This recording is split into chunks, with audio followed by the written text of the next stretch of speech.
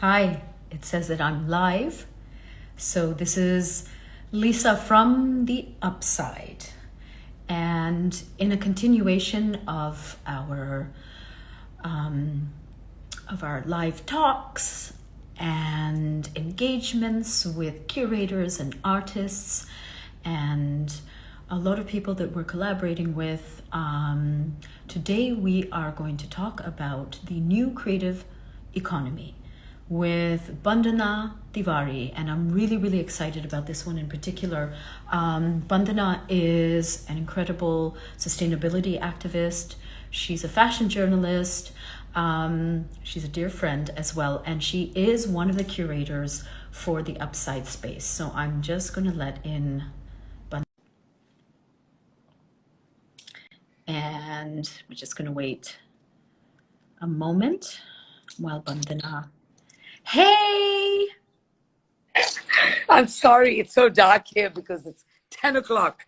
And That's okay. I know. Thank you for doing this at 10 a.m. I'm not sure whether I would 10 be p.m. willing to do it at 10 a.m. Oh, But Lisa, thank you, my darling. It's actually phenomenal to see you, of course. Speaking live from one of my favorite places on the planet. oh, good to see you, sweetheart. So good. Hi, everyone. This is the Bandana that I've been just now introducing and talking about. I was trying to fill in our audience about a couple of your amazing endeavors and all the things that you've been up to in a 360-degree kind of holistic manner. That's how I read your life these days, that you're kind of living your truth and living your values. And it seems that journey started when you moved to Bali. So can you share a little bit about your personal history and how Bali has become home and how that's really informed your worldview? And again, why it's so exciting to have you on board The Upside as one of our curators to share your perspective. Oh, well, Lisa, I don't have to tell you the things that we go through, the ups and downs in lives and such challenges, which I know you've faced, and we followed you through your journey. And mine is no different, and certainly not as strong as yours.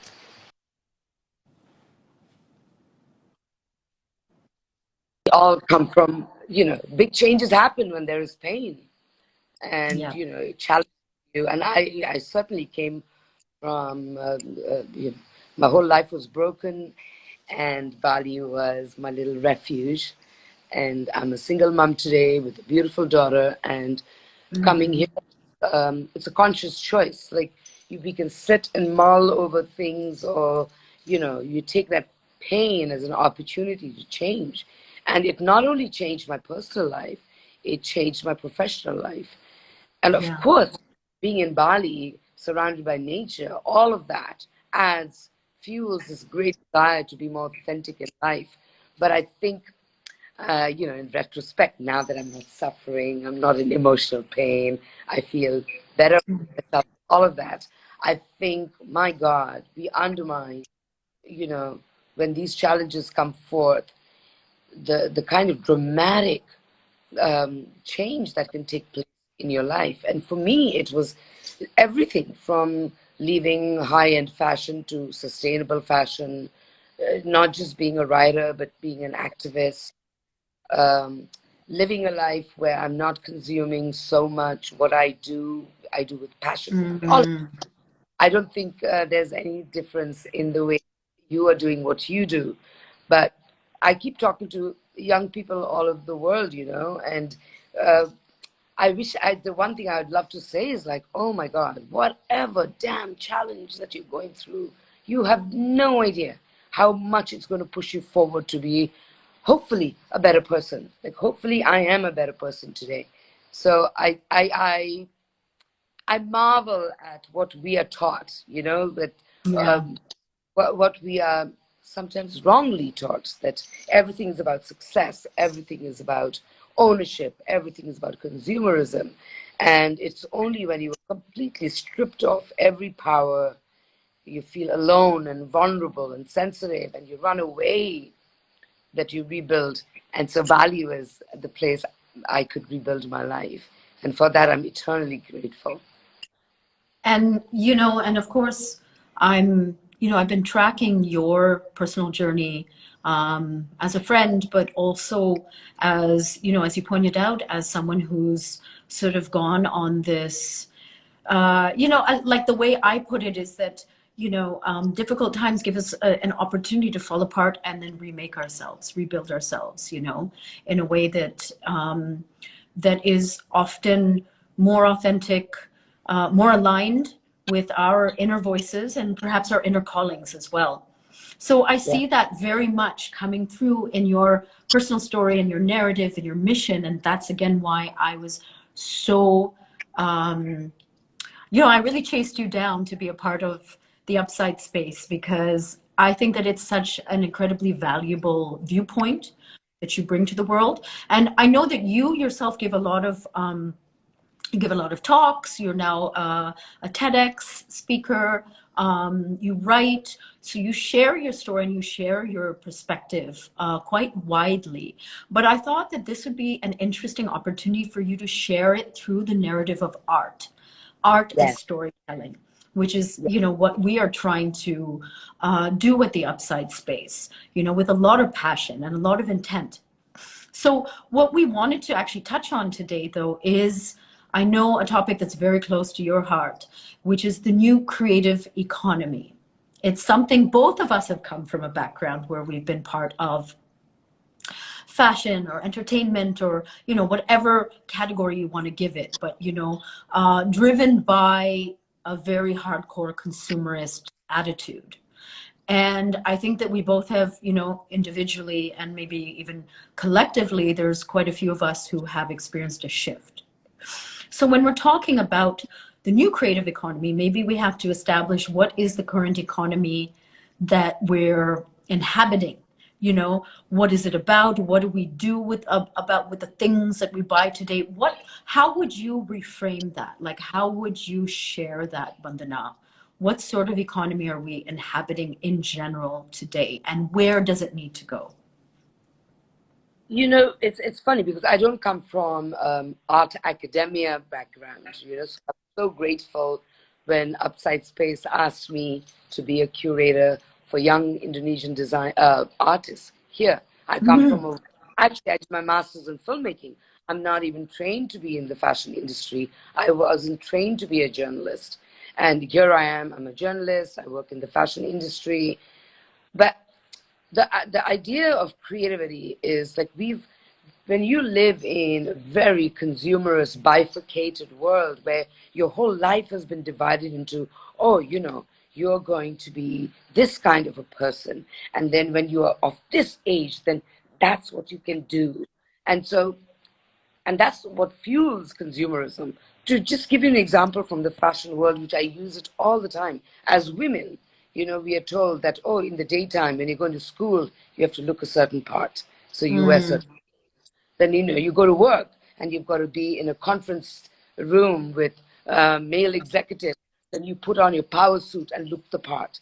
Then in the evening, you go to a party, a black tie event. Then you have to look a part.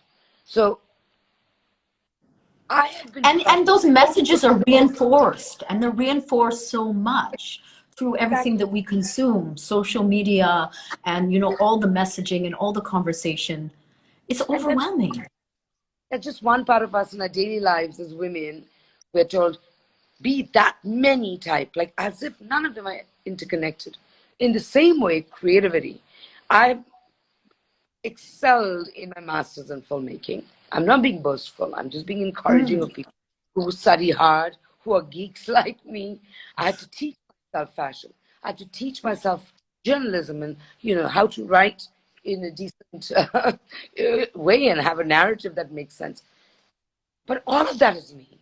With all my faults, my uncertainty, my vulnerability, I am a creative person. So Yeah.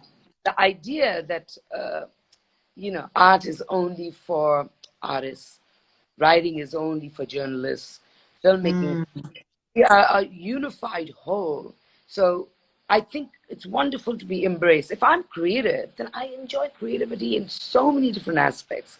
So therefore, I didn't feel scared, which usually I do when, you're put into a sort of an art scenario, Yeah, which, yeah. which is prolific with upside space, right?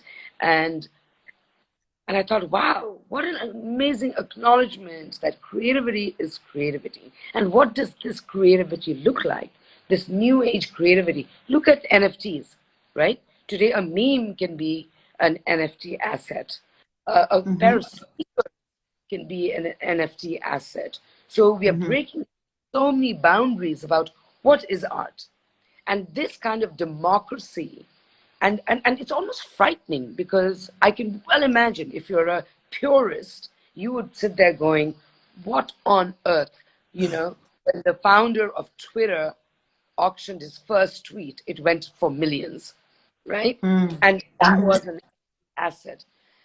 At the same time, you have to understand everything that we do in our lives, every act that we have, the way we eat, the way we produce, the way we cook, the way we hug, everything is an artistic endeavor. You know, Yeah.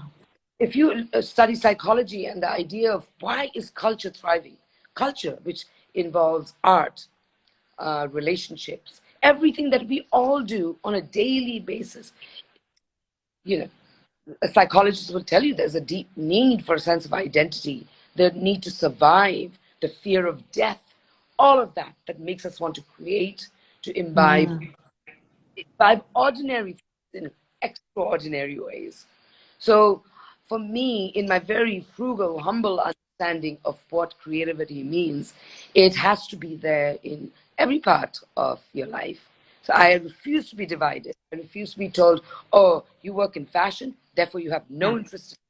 Untrue. Because I am interested in art doesn't mean I don't love science. I love science. I love quantum physics. And so let us be whole. I think that for Let me, us the behold. new creative economy, especially with NFTs, is frightening because it's literally saying anything that you do and everything that you produce has a sense of value. Now, look, it can go lopsided as to with anything that is so egalitarian, the playing field is so wide and controlled, Mm-hmm. uncontrollable, then we have to Mm-hmm. take changes and whatever it spits out as we move along.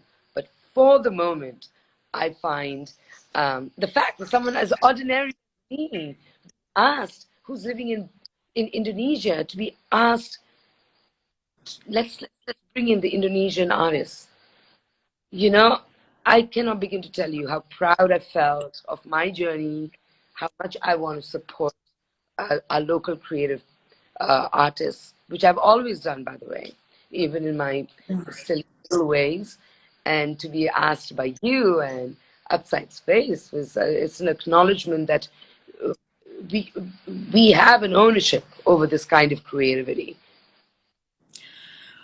I mean, you've covered so many of the values and the topics actually that we discuss on a daily basis here behind the scenes at the Upside Space. And that's like, it's incredible, I mean, we've sort of been conceptualizing, and then there you are, and you are manifesting what we always imagined the Upside to be, which is, of course, challenging those barricades, dissolving those boundaries in every way. As you pointed out, Bandana, sure, I mean, maybe you don't have a formal education in art, but why should that be an obstacle to actually curating an art exhibit in a region that in every other way you are so attached to, that has actually informed your personal growth and that so intimately. And that's why when we say, when we use the word curator, because curator is obviously, it's a term that is a carryover from the more traditional art world. And sometimes even that term tends to intimidate people. And what I'm here to say is that actually sort of the spirit behind the Upside and the spirit actually of blockchain is like laying the foundation for this very egalitarian movement and laying the foundation for an entirely new creative economy if you are willing to take that step, right? There shouldn't be, in fact, the barriers are actually breaking down, but you know, the one barrier might be in terms of actually becoming more familiar and actually being able to cut through a lot of the headlines and the sensationalism and really educate yourself about what is the potential of this new intersection between creativity and tech, you know, as opposed to perhaps listening to a lot of the headlines, you know, going in there and investigating for yourself, which is a form of personal responsibility, but that is how we reshape our world. Each of us has to take personal responsibility for reshaping the world. But everything that you've said is just like resonating, like I almost want to unpack it, but you've actually said it.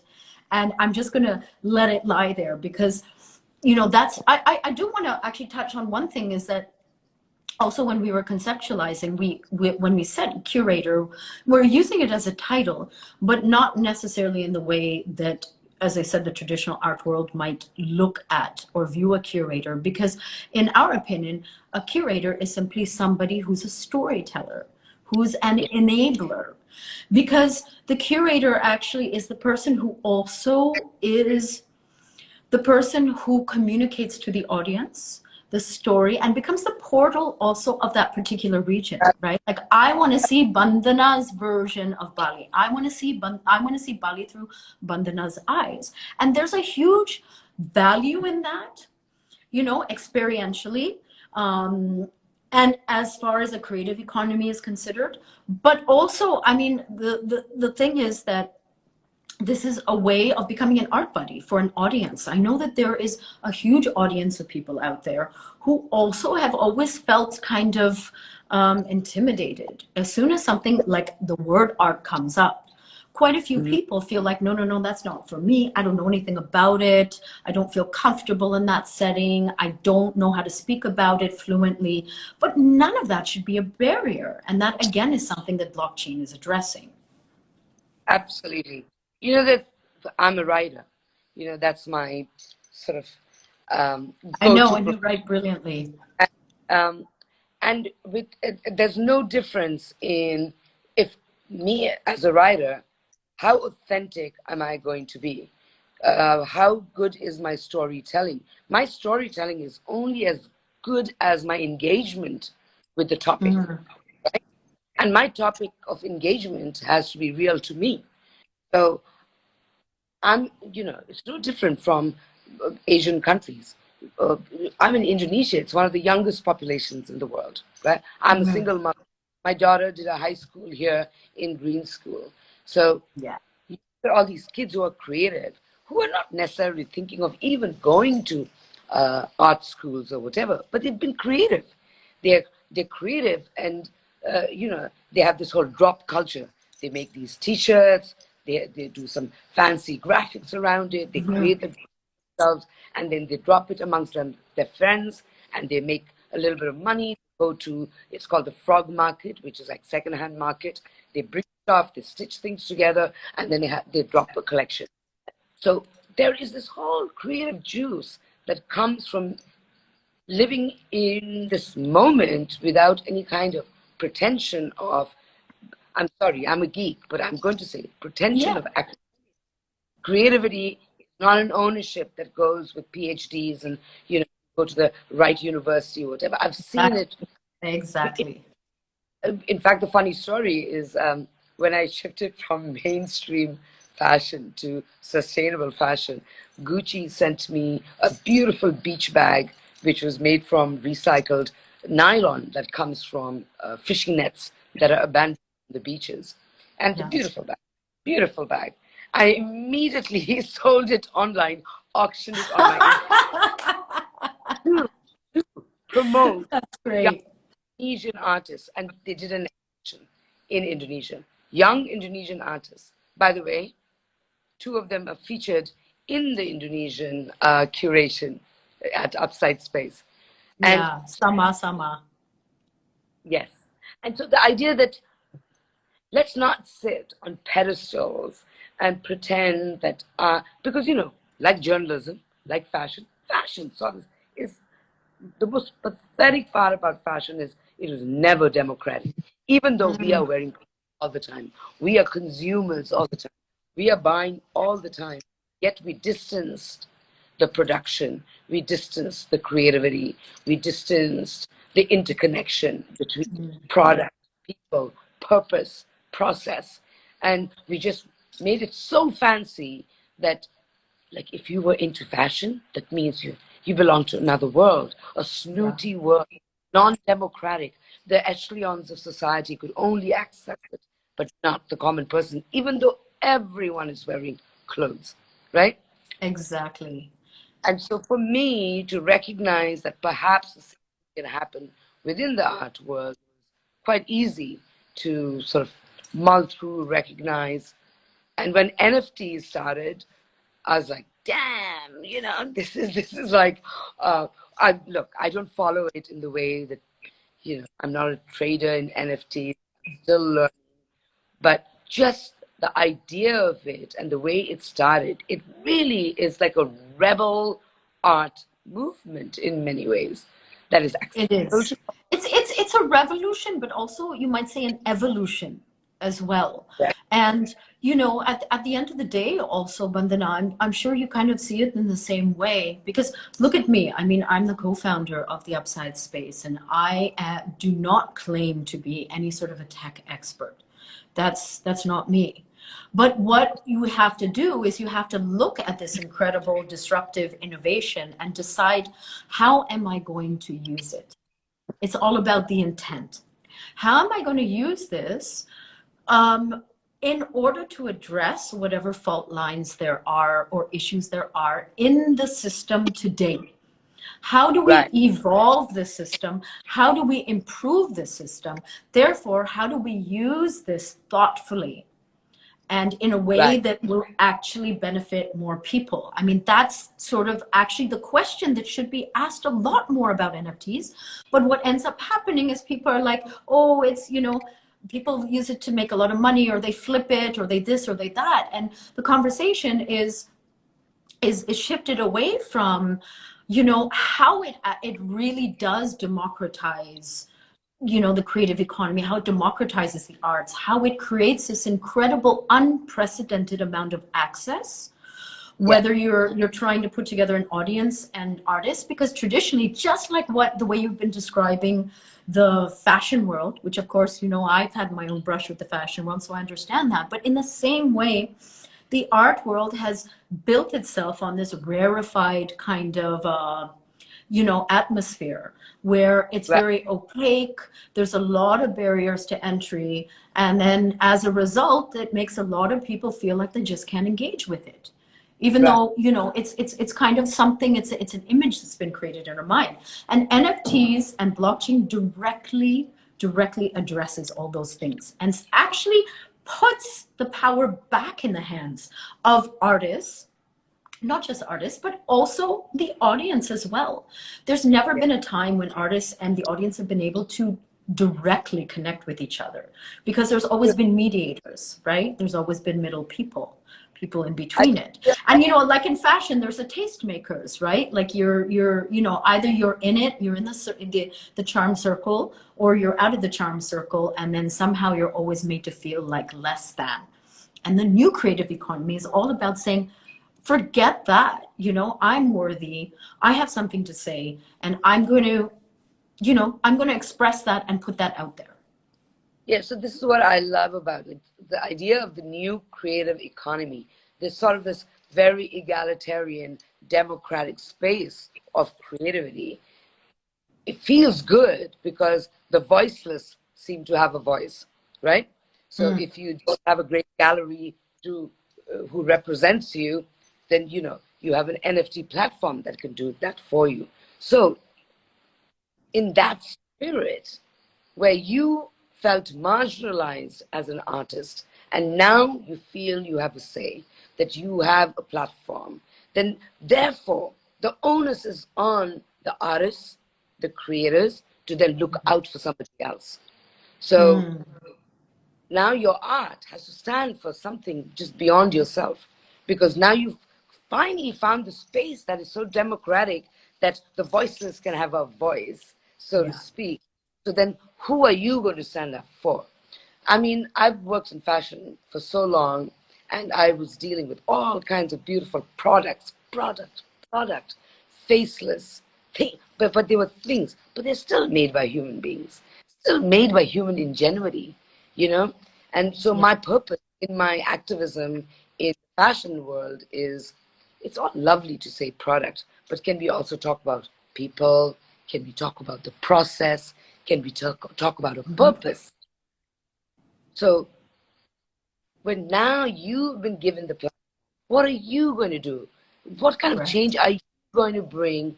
What kind of purpose are you going to put to your art? What kind of purpose will you bring to your creativity? Now, if we don't ask that from having evolved from, fancy museums and galleries and not being able to have a voice, and now you've been given this platform, what are you going to do for social change? So I think art comes with a purpose. It's enough. I mean, in the fashion world, I'm done. I don't talk to brands that don't give back to communities. I don't talk to brands that don't have social impact. I don't give back. I don't talk about it's not part of my universe anymore to uplift the ones who don't uplift others. Right. So I expect the same from the art world, especially in this field with NFT and a new system of appreciating, creating, and sharing. I mean, it's incredible. It's an opportunity, as we said, in the next stage of evolution for self-expression and culture and all of these things and that. And then it does become, there should be a sense of responsibility. And I'm so glad that we're discussing this, is to put purpose back at the center of the conversation and impact. It goes back to intention. What is it that you want to do? Not just for yourself, but for your community. How are you going to use this opportunity, use this disruptive new technology, to reimagine the world? And I'm just curious though, did you have these conversations with your artists when you were curating as well? And how did the curation actually go for you? It was beautiful. And yes, I did have this conversation with a few of them. I mean, with a few, there was a language barrier, because I don't, sadly, shamefully, I don't speak Bahasa. But yes, because it's such at least the artists that I worked with, young, feisty Indonesians from, by the way, not just from Bali, they're all from Java, Sulawesi. So they get it because, they've all struggled, suffered to be heard as artists. Yeah. The fact that they are young was not working to their advantage because art academia and art galleries or whatever is so hell-bent on recognizing after 30 years or 40 years of, exemplary work. These are young people with like a lot of grit and creativity and speaking the language of their times and also mixing all. So they are not only artists, they're also musicians, they're DJs, they're graffiti artists, they're mural artists, they're designers. And I love that. So to have this conversation where, it wasn't difficult to talk about creativity. It didn't matter to them. They could translate that creativity into something wearable. They could create that could be on a wall or as an NFT. They move seamlessly. And that is that generation. And to be able to acknowledge it and just understand it, because that's what they're doing. They don't need any kind of like a college degree to be able to explain this kind of seamless transition that happens from one discipline to another. They're living it. So it's a joy with working with the young Indonesian artists. I mean, knowing what I do know about Bali specifically and also Indonesia is that, again, there is such an incredibly rich and layered artistic expression or self-expression or creative expression. And as you said, it can extend into so many different ways. It could be whether it's working with wood or whether it's, you know, creating beautiful spaces or canvases or whatever, right? There is that incredible, I don't know, there's that incredible DNA, you might say, in the particular Balinese/Indonesian kind of, you know, blood. So that was also another reason why I was very excited to have you highlight that for a global audience. You know, like the way that we look at it is that there are untapped talent from certain regions that still don't necessarily have a voice in the larger global art conversation. And these are the questions that we asked ourselves at the Upside Space. The only question is why? Why should that be? It shouldn't be. It's not necessarily for, again, a lack of talent or grit or hard work or anything like that. Perhaps, as you said, there are, or as we both have been sort of indicating, there is a lot of gatekeeping in the traditional art world. It becomes a matter of access, perhaps even a little bit of luck involved. But what ends up happening is so much talent falls between the cracks. So how do we spotlight that? Well, again, using blockchain is a way of spotlighting that. But one other thing that we did think about at the Upside Space is that a lack of access to this current new innovation, to this technology, must be addressed. And in fact, that's also why we landed on the curator-led model. Because a curator is also, for an audience, as you said, storyteller, but for our artists is an enabler, right? Because, you know, there are artists who are not familiar. In fact, we're very proud to say that in our first, you know, in the first 8 exhibitions that are going to be live sometime soon, that I would say a fairly large percentage of artists have no experience with the digital arts, with digital tools, or with NFTs. So it's really through the curator that we have been able to say that, like, look, that should not be a barrier to participating in this ecosystem, right? In this new creative ecosystem that is all digital, because that will create, again, global visibility, access, and something that I saw that was really touching, Bandana, and I didn't get a chance to sort of share this with you, but we put together a digital exhibition pre-launch in Sri Lanka. And you know, of course, that Sri Lanka has been going through like terribly tumultuous time. So we wanted to kind of support the creative community there. I didn't even expect to actually sell any works because it's not the most tech forward, self-admittedly, not the most tech forward country right now in the world. But first of all, we sold brilliantly, which was great because it was more, again, that the artists needed that income. But the other thing is, by having this kind of a practice, an NFT practice, an artist in Bali can support their studio practice, or they can support themselves as a musician, or they can, you know what I mean? There's so many ways of, again, tapping into this creative economy and really designing it in a way as an artist into becoming what you need from it. You know, again, you just have to take the reins. And I think that that's an important message also for artists, is they have to start taking the reins of their own practices as well. Yeah. And today the tools are there. It just takes that courage to take that step. Oh, absolutely. I mean, it was no different for me. It's, you know, how do I understand the NFT space without dipping my toes into it? Like literally working with your team, fumbling around, trying to understand what's the difference between the original and the digital, and what do you mean, and transparency, and, you know, and then being able, then having to explain that to artists who are not necessarily familiar with it. But it really is something that till you do it, it doesn't get real. You know, it just till you do it. You know, I mean, I read so much about NFTs and blockchain technology, and because blockchain is also very important in the fashion world, right?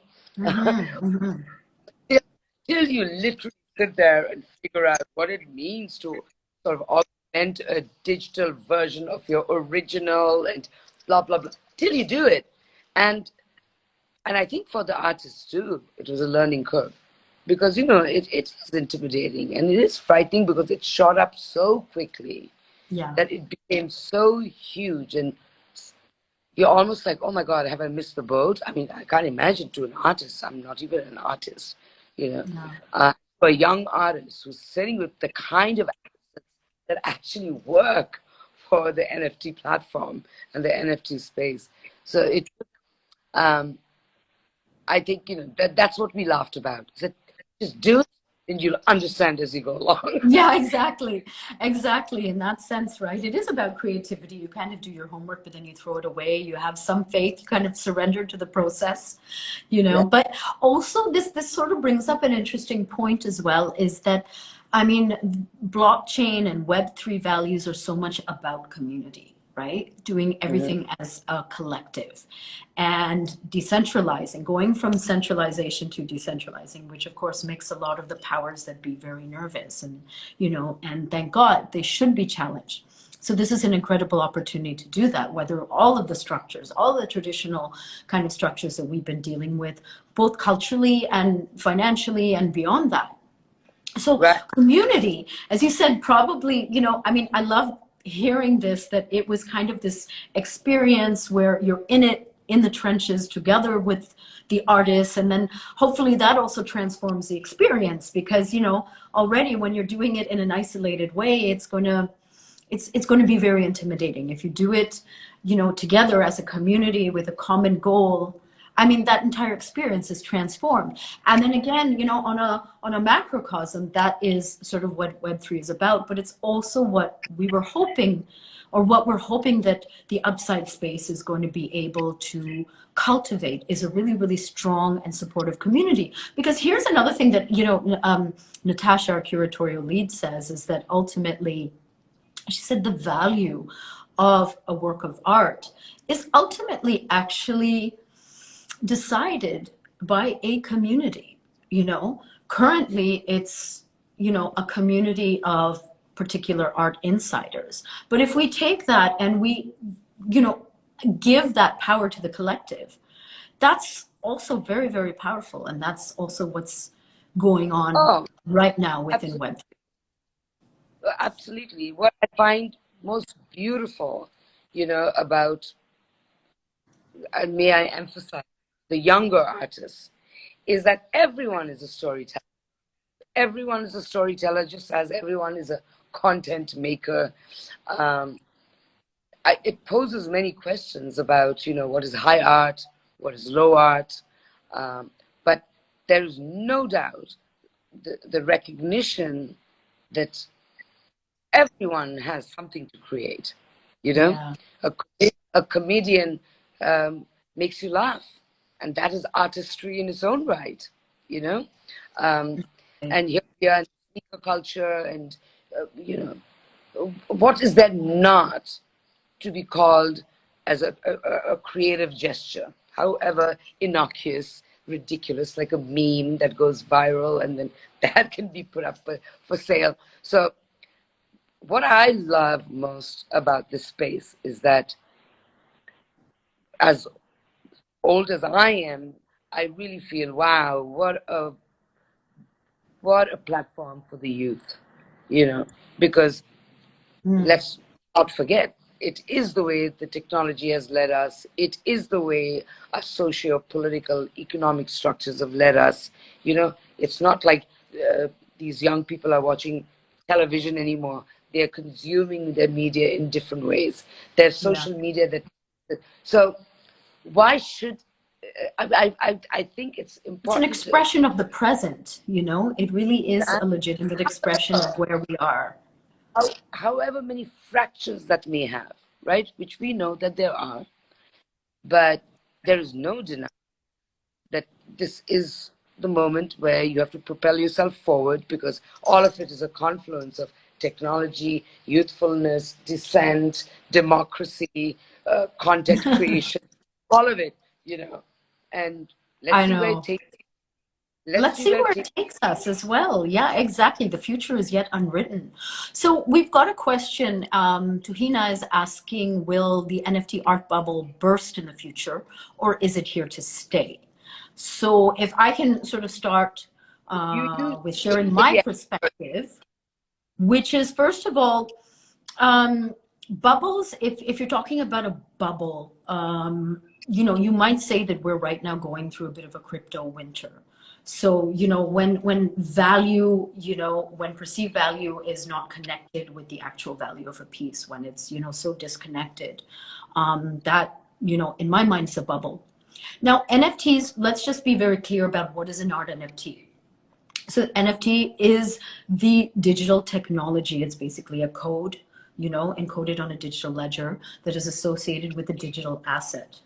So that actually solves a lot of things. It helps with authenticity, with provenance, with potentially royalties, ongoing royalties for artists so that they don't have to chase up someone. In fact, that's almost unheard of in a lot of Asian countries, is that artists don't receive royalties, right?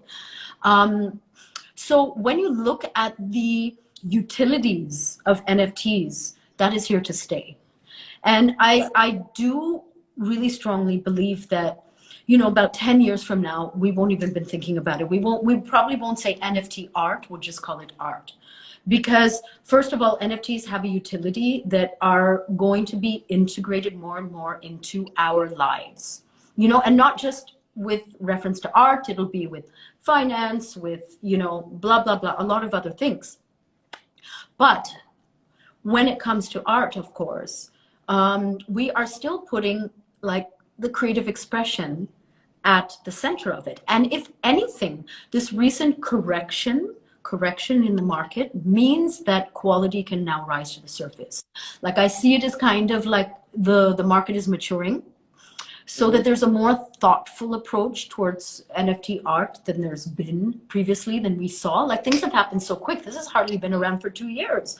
So I understand that people are very confused and like, what is this thing? Where does it come from? What does it mean? Is it going to just disappear?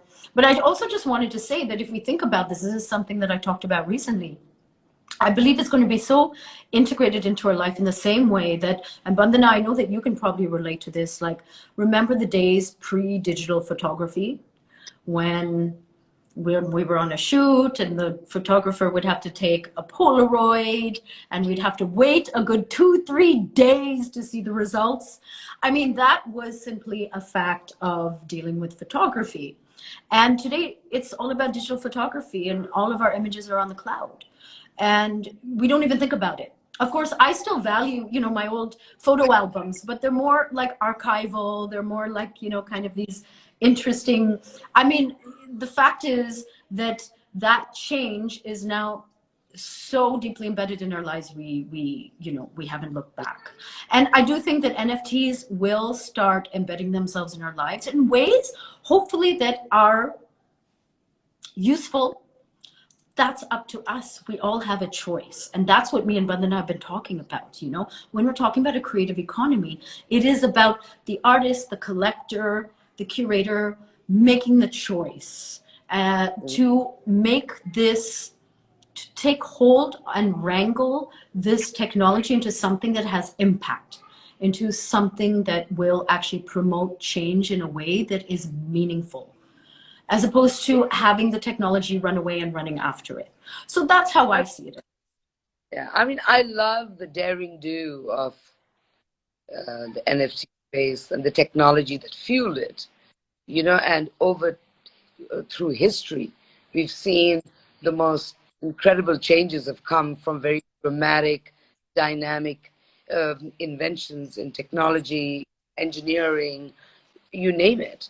Um, I From have the many. unreasonable ones. I think it was George Bernard Shaw who said, you know, that the reasonable men, you know, will follow the rules, and the unreasonable ones, or let me say men, of course, but unreasonable ones are the ones who will actually facilitate the change, right? Yeah, So you can't always, you have to always challenge the system. yeah, Always. And in that sense, also artists and tech are actually fueled by the same spirit, which has to necessarily be challenging the status quo. But sorry, Bandhu, I didn't mean to interrupt. Oh, not at all. No, I'm literally sort of bouncing off what you've said. But I love this. We are living in these times, so there's so many of my friends or whatever we can reminisce, and it should be this way, and it used to be that way. But dude, it's not. It's not. And Yeah. we've been through this so many times. We've been through it when, so many new applications came into our universe of, when our phones changed from like 2G to 3G to 4G to whatever it's going. We've, we've done this again and again and again. So I think it is upon us to be open-minded, to see the joy in this kind of like blasé democracy of art, and it's so like it's almost taunting you into like making you question what does art mean? Yeah. What does it mean when it can Exactly. appear And in someone else who's decided, right? Who has decided all this art, while what is art, what what can it be? Yeah. and this is how through history when we talk about philosophies, whether you are a stoic or a existentialist, we always questioned. This has happened over and over again through history, and we're going through that. So for me, it's exciting. However wrong I may be, maybe I didn't get anything correctly, but I'm riding the wave and I'm loving it because I get to ask questions about my own creative existence and and to understand other people's creative existence, which I And love. yeah, I no, exactly. I mean, that is what every new innovation that comes along, and by innovation, it doesn't have to be within the tech realm. Any sort of innovation just creates that dialogue and that engagement. And I think anything that comes along that engages an audience, wakes them up, from wherever they are at that moment, is something that's really worthy. And maybe that's part of the purpose of life, is to be waken up or woken up every little while. But the other thing is that a remarkable, I think as human beings, we tend to think in very dualistic terms, like black or white. Oh my God, NFT art means the death of traditional art, which is actually not the case. Nobody's saying that. The two can coexist very happily. And if we see NFTs, this particular technology is simply a new medium.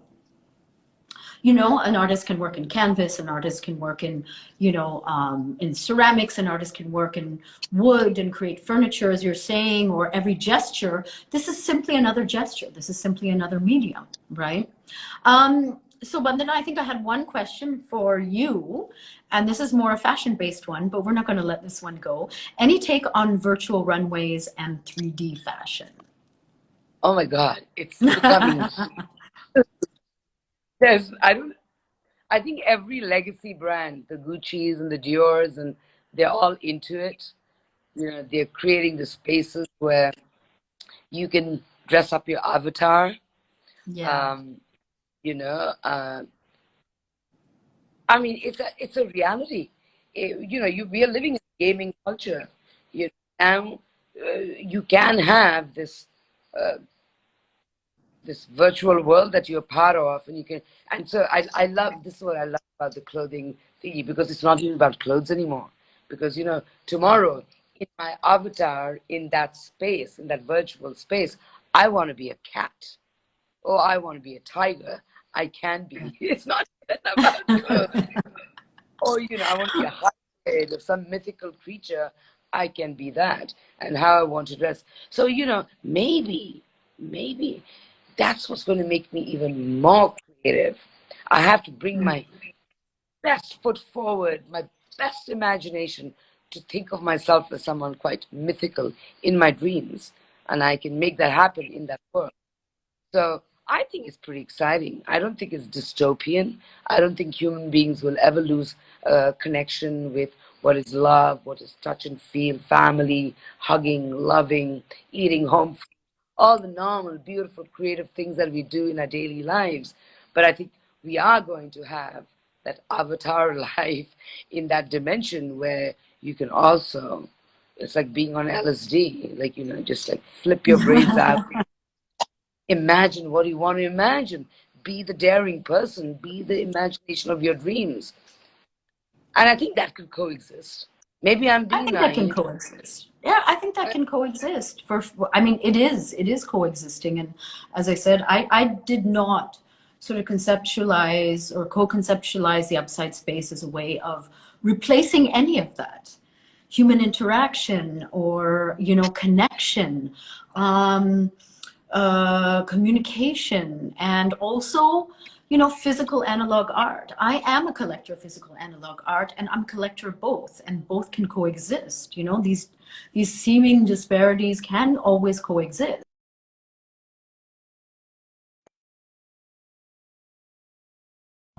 This NFTs is because it is so built around community and connection, is that ironically, it leads to a lot greater connection offline because people are tending to find like-minded people, in these worlds, connect with them on, on topics that they're passionate about, whether it's, again, an exhibition of incredible artists from Bali curated by Bandana Tewari, and then, maybe there will be two people who say this is incredible, and then you end up cultivating an actual friendship off of that.